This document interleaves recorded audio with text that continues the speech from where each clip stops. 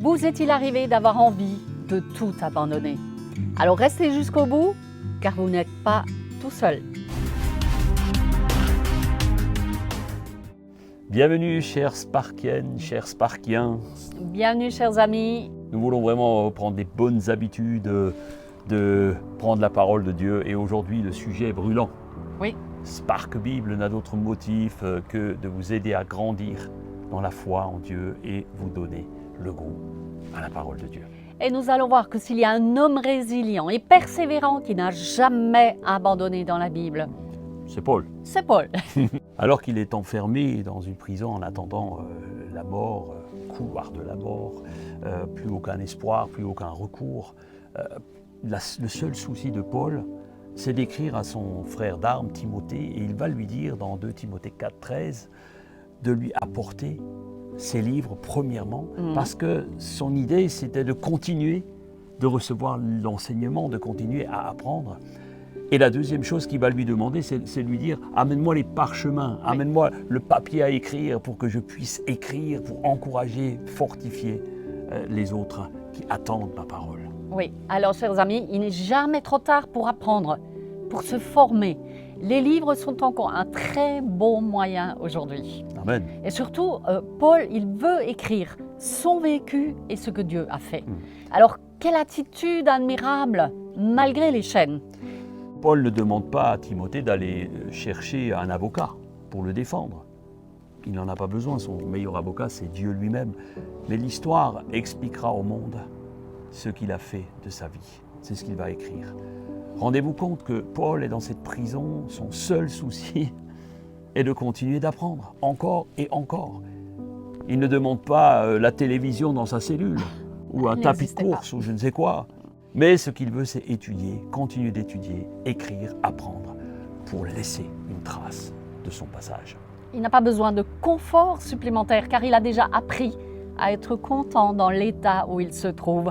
Vous pouvez lire ça dans Philippiens 4, 11.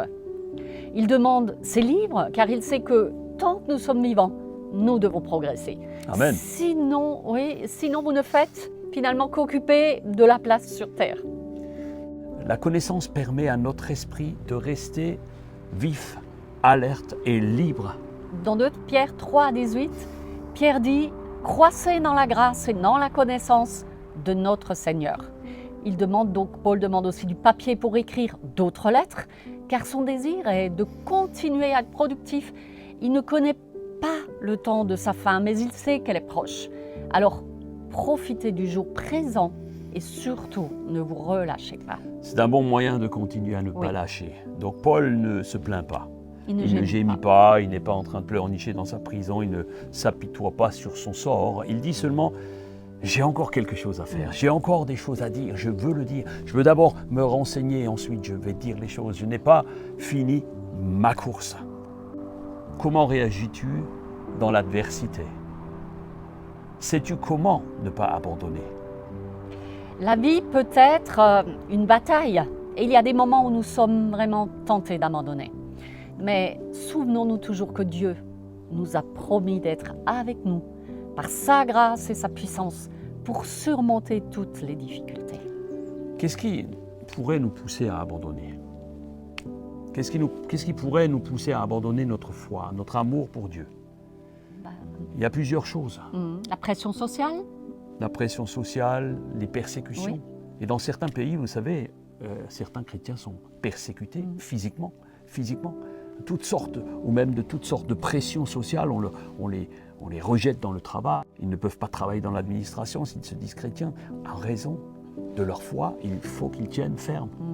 Une des raisons pour laquelle les gens abandonnent aussi est parfois l'orgueil, l'égoïsme.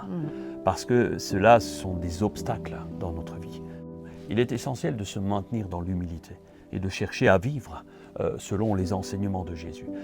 Faire passer le moi devant Dieu est un réel piège qui nous pousse à abandonner. Une autre raison qui peut nous pousser à abandonner est la routine ou la complaisance. Parce que c'est vrai que la vie chrétienne peut devenir routinière, ce qui peut entraîner de la complaisance, justement. Il est important de continuer à rechercher une relation personnelle avec Dieu et chaque jour de grandir spirituellement. La tiédeur progressive est une source d'abandon, mes amis. Ne soyez pas des tièdes, Non. parce que la Bible dit que les tièdes, il les vomira Il les de sa vomira. bouche. Il y a encore d'autres raisons qui nous poussent à abandonner, ce sont les doutes sur le plan de Dieu. Oui. Le plan de Dieu. Parfois, nous pouvons remettre en question le plan de Dieu. Même nous nous posons parfois ces questions. Sommes-nous à la bonne place? Tu n'as pas besoin de te poser la question tous les matins. Es-tu à la bonne place? Dieu te place quelque part parce qu'il a un plan. Certains ont abandonné justement parce que leur idéal de réussite ou leur idéal de plan n'était pas au rendez-vous. Mais se pose-t-il la question? Te poses-tu la question du plan de Dieu avant de jeter l'éponge? Avoir une foi solide en la souveraineté et en la sagesse de Dieu est crucial. Voici 5 raisons qui nous confortent à ne jamais abandonner. Amen. Notez-les bien. La première, c'est la promesse de Dieu.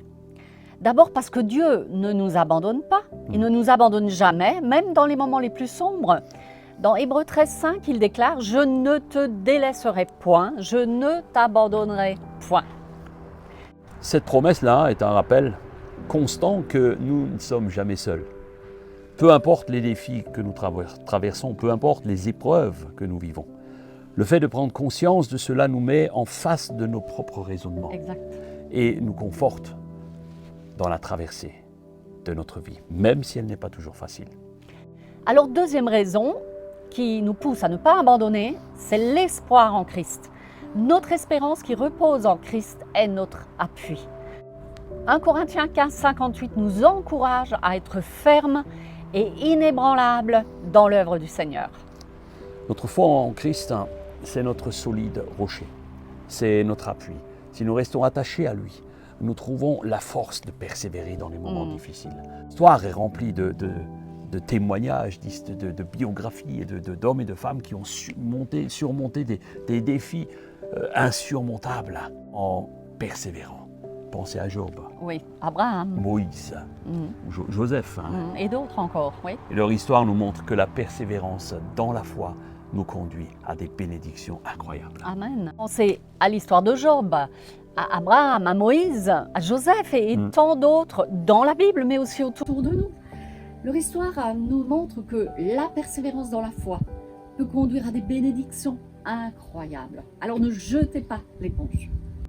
Par exemple, Abraham Lincoln, un des plus grands présidents américains, malgré ses échecs, il n'a jamais abandonné. Il a eu de nombreux échecs. Il n'a jamais abandonné. Il a pratiquement en 30 ans, il a perdu de nombreuses élections, il a raté une entreprise, il a raté une deuxième entreprise, il a fait une grave dépression suite au décès de son épouse, il a failli devenir conférencier, il a raté encore aux élections 10 ans après, il a voulu rejoindre le Congrès américain, Ouais. Ils ne l'ont pas pris, il a refait une deuxième tentative, nouvel échec au Sénat, et en fait un échec également pour devenir vice-président des États-Unis, et en tout dernier lieu, deuxième échec pour rejoindre le Sénat.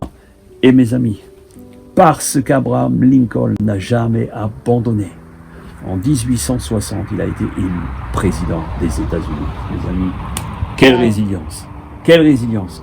Ce genre de témoignage, moi, me fortifie. Mais je sais aussi que si j'ai la foi en plus, waouh, c'est autre chose. Alléluia. Une quatrième raison pour ne pas abandonner, c'est que Christ a voulu l'Église et la communion fraternelle. Amen. Nous ne sommes pas seuls dans ce voyage spirituel. Dieu a placé des frères et des sœurs en Christ autour de nous pour nous soutenir. Galates 6.2 nous rappelle de porter les fardeaux les uns des autres, ce qui signifie que lorsque nous sommes tentés d'abandonner, nous pouvons trouver un soutien dans la prière et le réconfort de nos frères et sœurs, de nos pasteurs ou d'autres personnes. Dans Éphésiens 4.2, il est dit en toute humilité et douceur. Supportez-vous. Supportez-vous les uns les autres avec amour. Se supporter avec amour. Pas avec jugement, mais avec grâce, avec douceur, est-il dit. Supporter, c'est s'entraider. C'est être là quand les choses vont mal. Et enfin, ce qui me motive à ne jamais abandonner, c'est que je ne veux pas mépriser le plan de Dieu. Amen. Cinquième raison, c'est le plan de Dieu. Exact. Dieu, il a un plan pour ta vie, pour chaque vie. Il est souvent plus grand que ce que nous pouvons imaginer. Jérémie 29, 11 nous rappelle la parole de l'Éternel qui dit « Car je connais les projets que j'ai formés sur vous, dit l'Éternel, projets de paix et non de malheur, afin de vous donner un avenir et de l'espérance. » Notre impatience est souvent une mauvaise occasion de nous arrêter en chemin. En persévérant, nous nous alignons avec le plan de Dieu pour notre vie. J'aime raconter cette histoire de Horatio Spafford qui s'était engagé à soutenir l'évangéliste D.L. Moody au fin du 19e siècle. En Angleterre, il prenait un bateau, il a envoyé en avance ses enfants puisqu'il ne pouvait pas partir pour ses affaires, et sa femme et ses enfants ont pris un bateau qui malheureusement a coulé dans l'océan Atlantique, dans la traversée. Et il apprendra par télégramme par son épouse, que tous ses enfants sont malheureusement décédés. Mais malgré le deuil et la douleur, il va continuer. Il ne se pose pas la question, est-ce que j'abandonne, je laisse, et il va prendre un second bateau, partir pour une traversée, et sur ce bateau, il va écrire le chant « It is well with my soul », tout va bien dans mon âme. Wow. Rendez-vous compte de la persévérance. Est-ce que tu es prêt à toujours continuer alors que l'épreuve est là? Est-ce que tu es prêt à ne jamais abandonner? As-tu l'impression qu'il y a des choses difficiles dans ta vie que tu dois supporter? Pense à Paul, attaché à un soldat romain en prison. Ou Jésus, sur la croix, entre deux brigands. Et il a continué dans le plan de Dieu. J'aime cette citation de Mark Twain qui dit « Ils ne savaient pas que c'était impossible, alors ils l'ont fait. » Peut-être il y a dans ta vie quelque chose qui te semble impossible. Alors, mon ami, fais-le.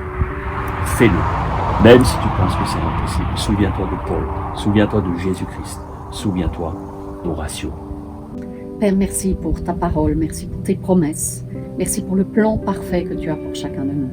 Seigneur, nous sommes reconnaissants de nos succès d'autrefois, tout ce que tu nous as accordé dans notre vie, des défis que nous avons pu relever, tout ce que tu as accompli dans sa vie. Seigneur, rappelle-lui aussi son engagement. Merci parce que tu les as bénis dans leur famille et qu'ils puissent se souvenir de toutes tes grâces pour ne jamais abandonner. Merci Père, parce que c'est toi qui nous donne la force de ne jamais abandonner. Alléluia. Amen. N'abandonnez jamais. Soyez bénis, prenez soin de vous. Prenez soin de votre âme. À très bientôt. À bientôt. Ciao.